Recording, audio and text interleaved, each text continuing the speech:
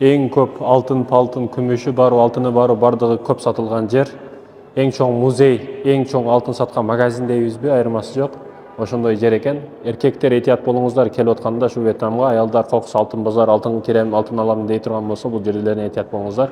Биринчиден, бул жерде алтын өтө кымбат, өтө эле кымбат. Анан экинчиден, подделка боюнча Вьетнам экинчи орунда турат дүйнө жүзүндө.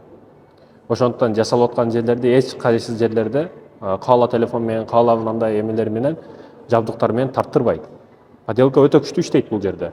Кийим кече маселесинде кроссовка алам дейсиз, башка алам дейсизби, оригиналын табыш өтө кыйын. Да, туура, Кытайлардагы, Россиядагы, Америкадагы көбү бул жерде мындайча айтканда өтө күчтүү заводдор, Adidas, Nike, өтө күчтүү заводдор, өтө күчтүү компаниялар заводдорун ушул Вьетнамга салып атат. Эмне үчүн? Билесизби? Себеби бул жерде өтө арзан. Не арзан? Жумушчу, ишчи акчасы өтө арзан. Зарплата бул жерде $150-200 иштеше берет да. Арзан эле акчага иштеше берет. Ошондуктан да бул жерде ар бир адамдын өзүнчө бир чакан бизнеси бар. Кичинекей бизнеси бар. Көчөдө манго сатабы, банан сатабы айырмасы жок. Булар ар бир үй бүлөдө ошондой өзүнүн бизнеси бар. Алтын маселесине келсек, бул жерде атайын азыр уруксат алып бирөөлөрдөн атайын тарттырып эме кылып атабыз, бирок тарттырбайт экен.